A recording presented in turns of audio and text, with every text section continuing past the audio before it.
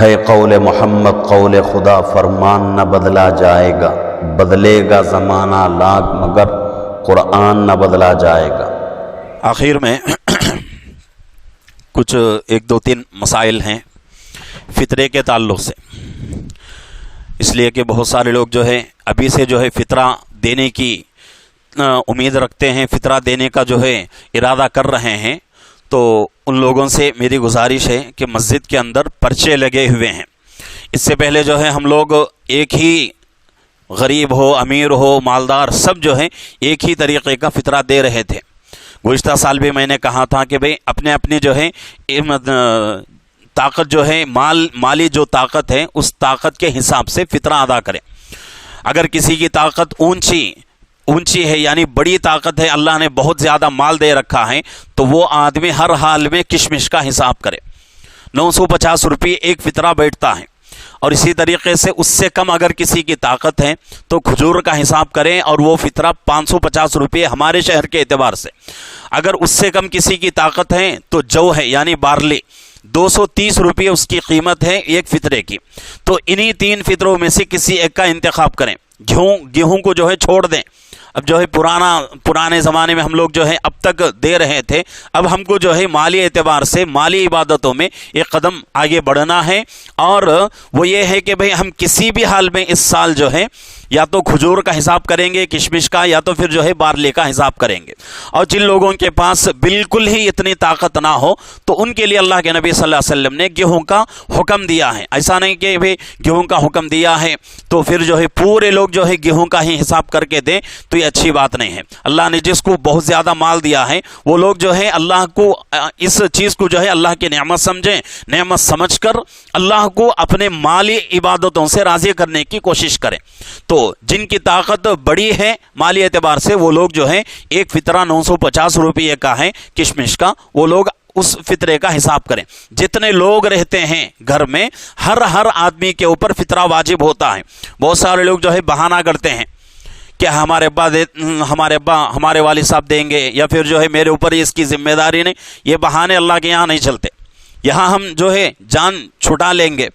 ہمارے سامنے ہم جو ہے علماء عالم الغیب نہیں ہوتے، کسی کے پاس غیب کا علم نہیں ہے۔ کسی کو اگر ہم مسئلہ سمجھائیں وہ آدمی کہے میری ذمہ داری نہیں ہے، تو علماء کا کام ہے کہ بھئی مسئلہ سمجھانا۔ علماء جو ہے مجبور تو نہیں کر سکتے، تو اس لیے آپ اپنے جو ہے آخرت کو برباد نہ کریں اور اللہ کو جو ہے ناراض نہ کریں، اللہ کو راضی کرنے کی پوری کوشش کریں۔ اللہ رب العزت رمضان کا مہینہ اسی لیے عطا فرماتے ہیں۔ اور دوسری بات یہ ہے کہ فطرے کا اللہ نے اللہ کے نبی صلی اللہ علیہ وسلم کی طرف سے کیوں حکم دیا گیا؟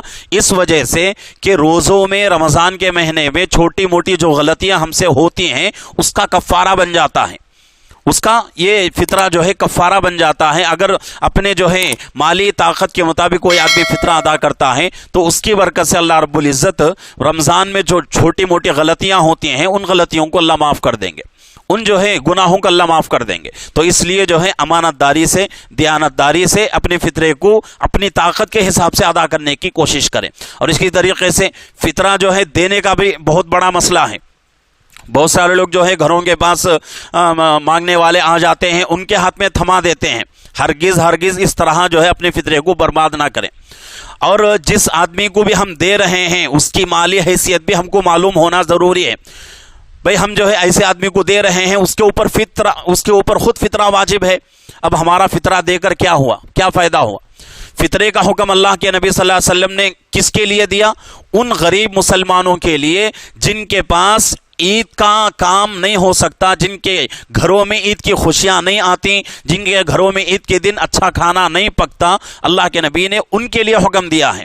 آج لوگ جو ہے بہت سارے لوگ گھروں کے پاس آ کر عورتیں، مرد حضرات، پھر جو ہے اور بھی بہت سارے لوگ آ کر فطرے مانگتے ہیں۔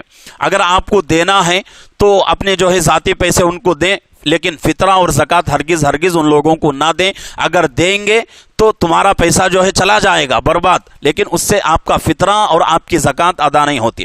تو ان کو جو ہے ان باتوں کو اپنے ذہن میں رکھیں۔ بہت سارے لوگ جو ہے رمضان آتے ہی شوق رہتا ہے کہ زکوٰۃ ادا کرنا ہے۔ کیسے ادا کرتے ہیں لوگ؟ آپ جو ہے ساڑیاں لاتے ہیں، کپڑے لاتے ہیں، اور لا کر جو ہے بانٹتے رہتے ہیں۔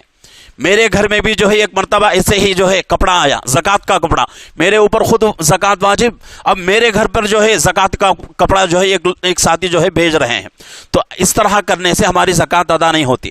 تو اس سے جو ہے بچنے کی کوشش کریں۔ اللہ کے نبی صلی اللہ علیہ وسلم نے جس طریقے سے حکم دیا ہے اس طریقے سے اپنی زکوٰۃ کو نکالیں، اسی طریقے سے زکوٰۃ کو لگائیں۔ زکوٰۃ نکالنا کمال نہیں ہے، بلکہ مصرف میں لگانا کمال کی بات ہے، صحیح جگہ اس کو پہنچانا کمال ہے۔